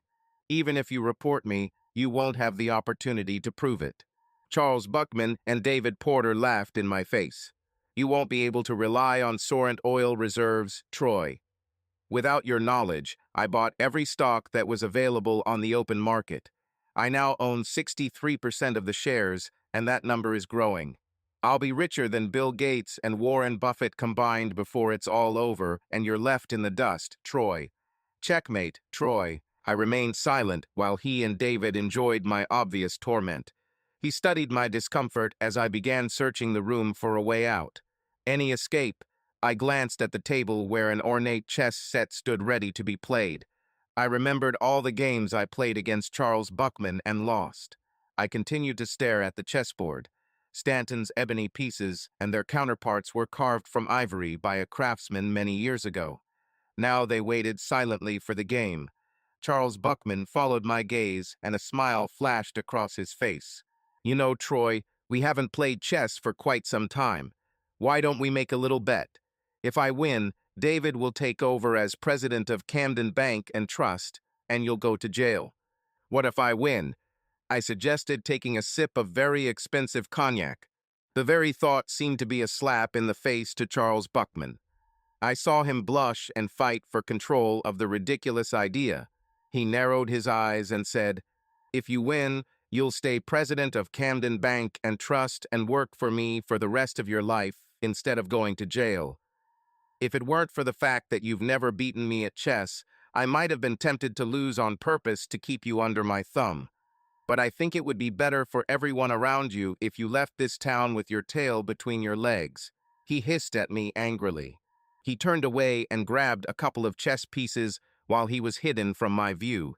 He turned to me and put both fists forward. Pawns were hidden in his hands. All I had to do was guess correctly, and I would start with white and have an advantage in the first move. He continued to wait for me to decide which hand I wanted to see open. I waited half a minute before I placed the palm of my right hand under Charles Buckman's left fist. A knowing glint of victory appeared in his eyes as he passed the pawn into my hand. I clenched my hand into a fist. The pawn remained undiscovered for everyone. Since I know I have a black pawn in my hand, I chose your remaining hand. I'll start with white. I opened my palm to reveal the black pawn in my hand. I saw a look of anger and disappointment on Buckman's face as he misjudged my ploy. Ever since I first played him, I was given the opportunity to choose pawns. Contrary to the law of averages, I always lost. It was only after I had fallen from grace that I dared to think about how he achieved this achievement. Thanks to his sleight of hand, he always brought me two black pawns to choose from. Even in such a trivial game as chess, he looked for an advantage. We took our places at the table. David walked over and stood next to his father-in-law, serving him as the loyal vassal that he was. I made my first move with a pawn. He instantly parried the knight's move. This convinced me that his tendency to rely heavily on his knights during the first game continued despite not playing him for 6 years. I made a move with my bishop. He brought out his other horse. This confirmed that he was determined to outmaneuver me. 5 moves later, my knight ate the bishop. "It's beginning," I announced quietly. He looked at his predicament in disbelief. The game continued, and, step by step, approached his inevitable defeat. He stared at me in amazement, not only because I had the impudence to play with him, but also for the audacity to address him as an equal and not as a boss. I continued to wait for the inevitable. Finally, in disgust, he moved his queen and took my horse. Without hesitation, I moved my bishop and captured his queen. I held the queen's figure before him. I just looked at the piece rubbing against the black princess. "It's funny that in the other game we play, you had another queen and it still didn't help you," I commented. "What are you talking about, Troy?" "Your queen, the spy you planted in my office, Janet Temple. Your secret agent that I had to fight." I watched as he belatedly attempted to activate his elephant. I began to build the following sequence of events. "It took a while to figure out who your queen is," I continued. "But once I did that, it was easy to neutralize her. All I had to do was feed her false information, and I knew she would come back to you. I brought my queen out to start fighting as we continued to play. You see, Chuck, there are 2 sets of books. But fake books are the ones that show that the bank is in trouble. The public books are real and correctly show that the bank is prospering. I lured you into thinking my bank was in trouble because I knew what your natural reaction would be. The big always eats up the little. Isn't that what you always say, Chuck?" He had a stunned expression on his face that I had used the patronizing nickname and slid the queen diagonally across the board to capture the rook. And again, I was able to calmly say, "I've known for almost 2 years that Janet was passing on information to you, Chuck. I knew you forced her to get close to me to get me to lower my guard. I created a couple of situations where I gave you the correct information through Janet. After you were able to thwart my efforts with her information, you trusted her 100%. Then every now and then I would give her a legitimate nugget for you to enjoy. It kept you hooked. Buckman moved his king out of harm's way into the next row. I then moved my queen horizontally across the board, and now the rook also became a victim of the game when I removed it. The queen and both rooks are gone. You're not doing too well, Chuck, I remarked. But let's get back to Janet. You relied entirely on her reports, and she relied entirely on the information I provided her. You see, I constantly updated the false ledgers to indicate the gradual destruction of the bank's assets. Janet would check the information on her computer and double-check it on my computer and then give you the information. Janet was never able to conduct a legitimate audit, so I continued to feed her false information. This gave me some breathing room to repair the initial damage you caused. What was scary were the steps I had to take over and over again to create the potential I needed. I put every dollar I could into writing half points on shares and returning money from the market and consolidating profits. Janet was always reported too late to reach you in time for you to squash me like a bug. It must have been unpleasant to see me tearing myself away from your embrace day after day. Of course, for every profit I made, you were mistakenly told that I was losing on 4 or 5 other trades every day. You did check the daily stock trading and trading activity report, and it confirmed Janet's information. He took my bishop, and I returned the favor and took one of his bishops. He made a move, trying to put pressure on my king. I began to decimate his pawns with my queen. So, as you can see, Chuck, this won't do any good when the state auditor comes on Monday. Real books will be presented, your information will be marked as inaccurate, and an investigation will be conducted. The only evidence you have is the computer printout from Janet, your and David's second report of this information, and Janet herself. There will be no supporting evidence. The computer from Janet's office and my personal computer are both gone and replaced with new computers that only display the correct numbers. You will never find hard drives with erroneous information that you relied on. The audit will take about a week, and the final report will clear me and my bank. Now my rooks were free as the end of the game approached. I took his bishop. So you see, Chuck, your plan is going almost as well as your chess game. You underestimated me, and now you're paying for it. His remaining knight fell. Buckman's last major piece, other than the king, was the bishop. I moved my king to the dark square. Now his bishop will remain powerless against my king. With my queen and my rooks, I began to force his king to retreat. One painful movement after another, and yet Buckman did not yield. But I didn't want that. I wanted his king to be trapped like a rat, and finally we were there. My next move would be to checkmate him, and he knew it. His face burned with anger at the humiliating defeats I had dealt him that evening. But he still had so much more to do. So, Chuck, it looks like I beat you at chess for the first time.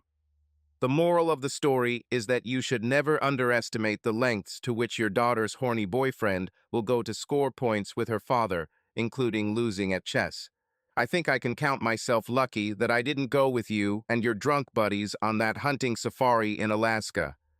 The thought of having to stick around and suck up to you for a whole week still makes me sick. Thank God David didn't hesitate to kiss your ass every day. David automatically leaned towards me, wanting to physically confront me, until he saw the eager anticipation in my eyes. I think he realized that if we got into a fight, I wouldn't stop until one of us was either seriously injured or dead. He wasn't ready for this level.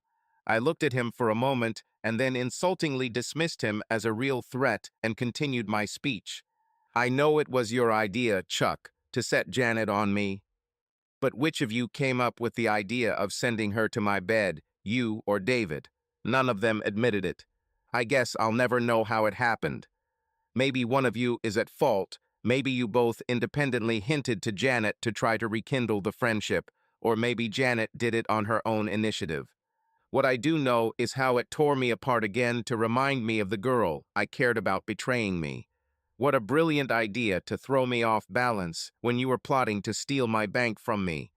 Not only will I have to relive this pain, but I will also suffer the humiliation over and over again every day. So this pisses you off, Chuck? The fact that I will live to fight another day? That my very existence reminds you of the sins you committed against my father? Now, normally, angering you would be a cause for concern, because even though I foiled your plan and saved my bank, I might watch you regroup and launch a new attack. But this is where the genius of a queen like Janet comes into play. I continued to lecture Buckman, as if he couldn't stop hearing about the train wreck I had created for him. I know she also told you about the soaring oil reserves that my bank relied so heavily on. Just imagine the estimated multi-million-dollar oil field that has yet to be developed. Sounds too good to be true, doesn't it, Chuck? And it's too good to be true, Chuck. I fed you false information again through Janet. I created soaring oil reserves out of thin air, Chuck. You tried so hard to believe everything Janet said that you didn't do your due diligence. Why on earth? I certainly wasn't cunning enough to outsmart you. It wasn't like I had shown any deceit before, and you knew that I wouldn't dare take a wrong step. Therefore, everything I invested in had to be in good faith. Because of me, you saw a vision of the mythical El Dorado. By investing an initial capital of $100,000, you will receive billions in profits. You destroying me was just the icing on top of the cake. You carefully studied all the reports presented on the test fields and the engineering reports that promised certain success. All these reports from my desk that Janet stole for you. All these reports are from ghosts that I created. They existed only in my mind. But with enough documentation, I kept pushing you closer and closer to the edge until you voluntarily jumped off the cliff. In all the international business transactions I have been involved in, I have had ample opportunity to discover enough unethical businessmen to help me scam you for a percentage. With their help, I created a series of offshore shell corporations. Every time you bought shares of Sorrent, your money came back to me. I created a fake bidding war that kept pushing the stock higher and made you lose your money much faster. All the costs you incurred caused Buckman Incorporated's stock price to fall, and I bought your company cheap with your own money. Through a syndicate of holding companies and mutual funds, I now own the majority of your company, Chuck. Charles Buckman's complexion underwent a remarkable change. Instead of the red-faced anger he was displaying, he now had a shocked look of ghostly pallor as I continued to hit him.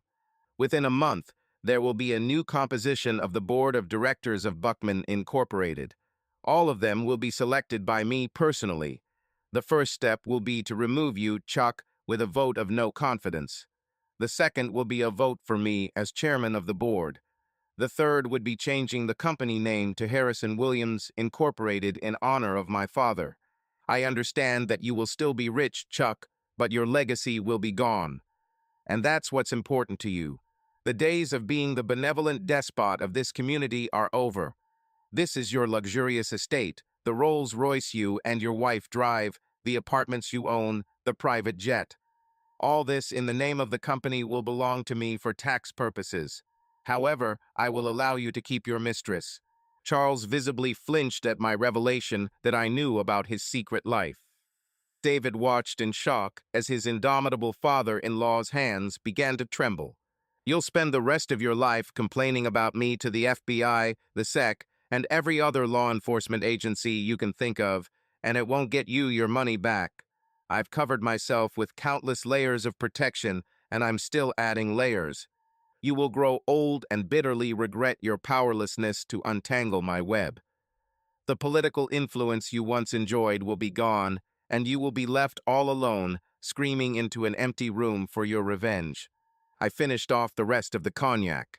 I leaned toward Charles Buckman, who was now gasping for air like a fish out of water. I moved my queen to the last row. You see, Chuck, you were wrong all along in your analogy between business and nature. It's not the big that eats the little. It's the fast that eats the slow. I extended my finger and slowly knocked it over to the king. Checkmate, I hissed. I left the room without bothering to look at the two pale men.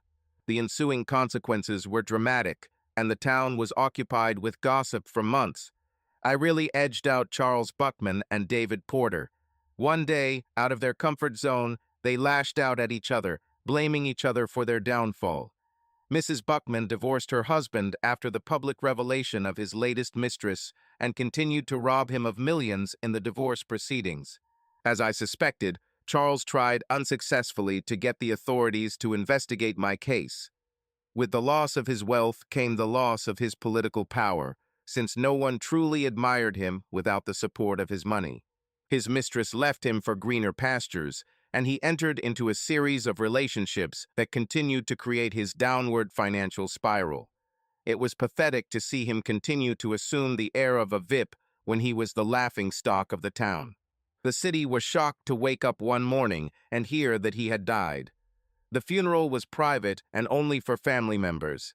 Stacy and her sister flew in to attend and flew out immediately after it was over. She didn't try to contact me. I knew that she blamed me for her father's death. However, David Porter tried to crash the funeral to convince Stacy to end the divorce proceedings she had started while she was in California. After his failure, he spoke publicly about his relationship with Janet Temple. Yes, my Janet Temple. They left in an unknown direction. Power is an aphrodisiac, Henry Kissinger once suggested. I'm inclined to agree with him. 23 months after my successful campaign against Charles Buckman, I was still the happy object of the attention of many beautiful ladies. I had no false illusions that I had somehow become more handsome or more masculine, or that my personality had received a much-needed makeover. No, all I imagined was the potential for an endless source of money, security, and prestige. Was I upset about this? Not in the slightest. I knew what the game was, and so did the ladies. We were fulfilling desires for physical connection, and I made damn sure neither of them had any emotional connection from me. I have ensured that any financial obligations placed on me by my lovers are kept to a minimum. In my world, that was enough to allow me to cope. And yet, sometimes, late at night, I would leave my sleeping bed partner behind for the night and spend time simply watching the quiet city courtyard from my third-floor window. I was still looking for someone to trust, standing like a sentinel over my moonlit city that was experiencing a renaissance. Leading the newly named Harrison Williams Enterprises, I sought out several manufacturing companies to move to Camden to end its history as a one-company town. By offering business loans at very low rates and convincing government officials to offer various tax incentives, a large number of companies have decided to take advantage of these offers. As a result, it was boom time for the city of Camden. At first, I expected Buckman's Financial Plaza to soon resemble what downtown once looked like, a desolate concrete ghost town synonymous with Charles Buckman's failure. But I commissioned a study and found that it made sense to allow Buckman Financial Plaza to continue to do business and prosper. People psychologically wanted and needed the ability to choose. People like Fred Carter, a classmate of mine who runs a Ford dealership.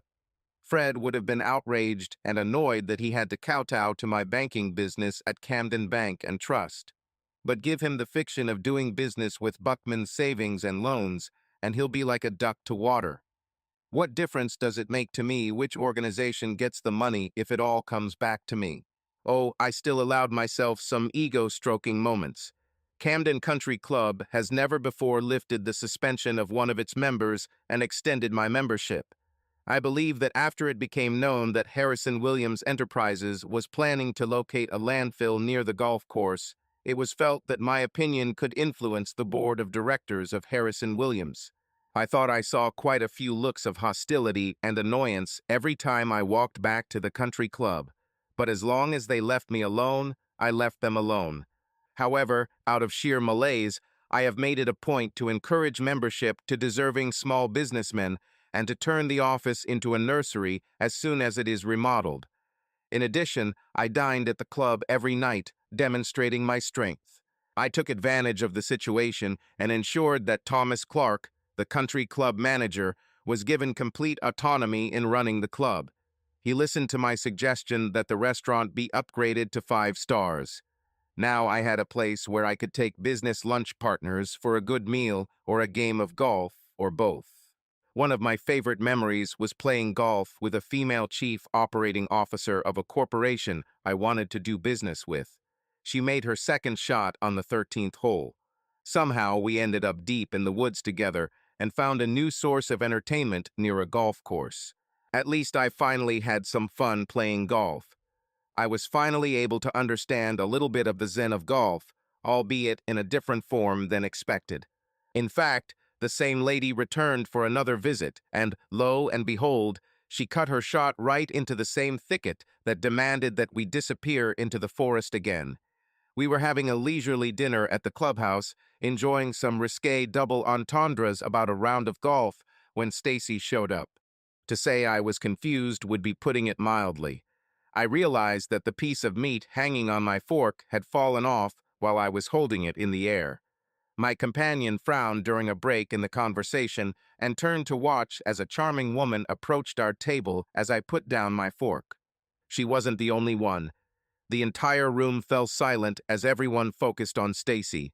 God, I haven't seen or heard from her since she left 2 years ago, and now I had to deal with the consequences of what happened to her father and David. I mentally prepared myself for the decisive confrontation. I'll try to handle this as gracefully as possible. At least I owe it to her. Her attention was solely on me as she walked towards me. I don't know whether her lack of attention to my companion was intentional or not, but Stacy didn't seem to care that I wasn't alone or that we were in a crowded country club room. She now stood next to my chair, towering over me as I prepared myself for the humiliation that was inevitably to come. Then she knelt down next to my chair and said, "I made a terrible mistake many years ago. I'm here to make amends, if you allow me. Troy Williams, will you marry me?" There was no mistaking sincerity in her voice or face. Somehow she was ready to forget how I had destroyed her father, her family's fortune, her husband. All she cared about was that she loved me and was willing to forget it all for me. For a microsecond, I wondered if I should. Could I be as forgiving? Would I be able to get rid of the pain and be with the only woman I so desperately wanted to be with? Will my ego allow me to resist the betrayal of my revenge by her public ploy? Were the ghosts of my parents looking over my shoulder, begging me to let go of the past and join the only woman I could truly love? I was aware of the expectations of the unintended audience. Sitting across from me, my dinner companion wore a range of expressions on her face. There was a shocked, stunned look as she reacted to Stacy's proposal to me. This breach of etiquette showed the obvious jealous hostility that only two beautiful women in direct rivalry could evoke, and there was something underlying the clinical detachment as she watched the events unfold. Now I find that the situation is reversed. Now I have a glimpse of the pressure that every woman feels when receiving a proposal. That's how Stacy must have felt when I asked her all those years ago. How could I survive having all the reasons to say yes and no flood my brain at once? I so desperately wanted my heart to say yes, but my fears wanted me to say no, and I was pressured to respond publicly, just like I put Stacy under pressure that fateful evening so long ago. No, I wasn't sure I'd actually said that until I saw the calm composure on Stacy's face crumble and tears well up in her eyes as she staggered to her feet, retaining the last vestiges of her dignity, and walked out of the hall with her head held high. Ignoring all the onlookers. I don't think I've ever hated myself more than I did at that moment. An excited murmur echoed throughout the room as I quietly signaled for manager Thomas Clark to come to my table. "Yes, Mr. Williams," he replied. "Thomas, I know how impossible it is to keep everything secret in this age of social networks. However, I need you to let everyone know how unhappy I would be if I heard one word about this on Twitter, Facebook, YouTube, or any other site that would embarrass Miss Buckman," I quietly instructed him. "I understand, Mr. Brish Williams, and I will take care of it." He stood up from the table and walked straight to Fred Carter's desk. Less than a minute into the conversation, I saw Fred turn pale and begin to furiously delete something from his smartphone. When he finished, Fred looked at me with a concerned expression on his face. Thomas Clark had already moved to the next table. Within minutes, Thomas Clark made it clear that if anyone was foolish enough to discuss this event publicly, they would risk incurring my wrath. After what I did with Charles Buckman and David Porter, no one wanted to test me. I turned my attention back to my dinner companion. There was a strange expression of embarrassment on her face.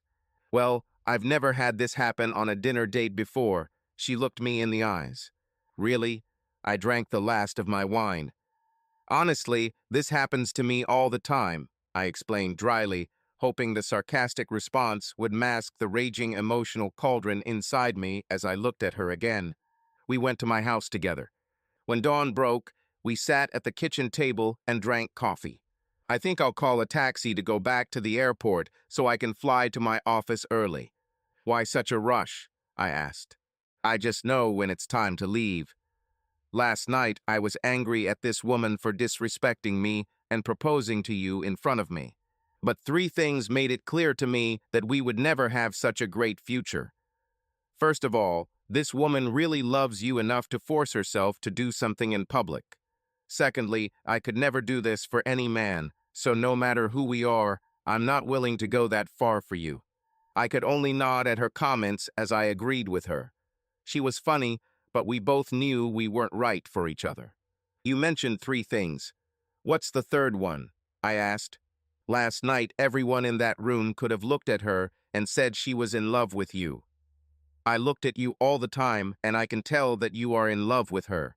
In love or business, you don't do anything you can't succeed at. I've already lost this fight. I watched the taxi pull away, carrying her to the airport, weighing her words and contemplating my next move. I had to wait less than 24 hours. Stacy showed up at the country club again while I was having dinner alone, got down on her knees again, and publicly proposed to me again.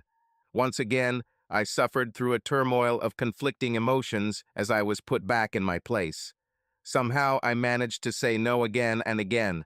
My negative response caused Stacy the pain of rejection, and she walked away slowly, trying to maintain her composure as tears streamed down her face. The room erupted again into a buzz of excitement, and I called Thomas Clark and asked him to repeat his service as the previous evening. I knew it would be impossible to keep people from whispering about this event, but I could still try to limit the damage to local gossip only. On the third evening, the hall was packed with people waiting for Stacy's arrival. They weren't disappointed when she showed up and proposed to me again. Unlike the audience, Stacy was disappointed when I once again refused to accept her marriage proposal. This time, there was no need to instruct Thomas Clark to tell the people not to broadcast any of the events they witnessed. It automatically went into damage control mode. Stacy showed up the next evening and left disappointed, and again the next evening, and the next one, and the next one. The event continued every evening. A week has passed, then a month, and Stacy kept showing up to propose to me every night. I couldn't understand how she managed to endure so much pain and rejection. But every night she showed up hoping I'd say yes, and every night she left heartbroken that I'd said no. Her friends begged her to stop and salvage what little dignity she had and start over far from our hometown. She continued to ignore them. Then a few brave souls approached me and suggested that I stop dining at the country club to put an end to the farce. I ignored them. Night after night, this continued. One change was that I never invited other women to dinner at the club again. At least I could keep the conflict just between the two of us and not expose anyone else to embarrassment. It was Friday night, and I was waiting. By this time, the initial noise from Stacy and I's little dramatic scene had turned into lethargic acceptance by the crowd. Many began to overlook Stacy's hopeful arrivals and sad departures. She arrived just in time, still worrying about dressing up for the occasion, and still hoping against hope that she could convince me to change my mind. She walked over and began her well-practiced kneeling routine as I raised my hand to stop her from going down. Stacy, it's been 100 days since you came back and asked me to marry you. Every night I say no, and yet you keep coming back. How long are you going to keep doing this? It was obvious that she was excited about the change in ritual, but she came to her senses and said, Troy, I will continue to come here every night and propose to you in the hopes that you will finally admit that we belong together.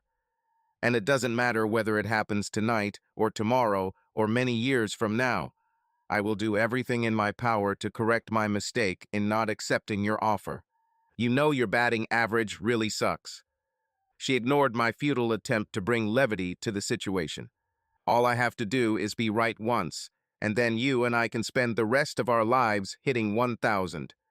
Look, Stacy, I haven't had as much practice at this as you have, but maybe I can do better. Before she knew it, I had slid out of my chair and knelt in front of her.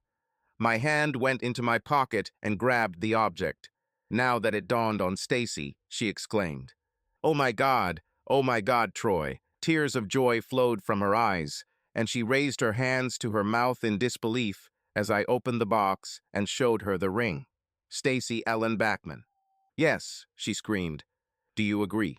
"Yes, to be my wife.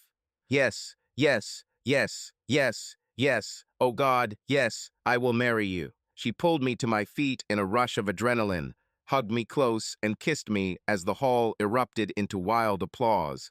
She sobbed in my ear. "Thank you, Troy.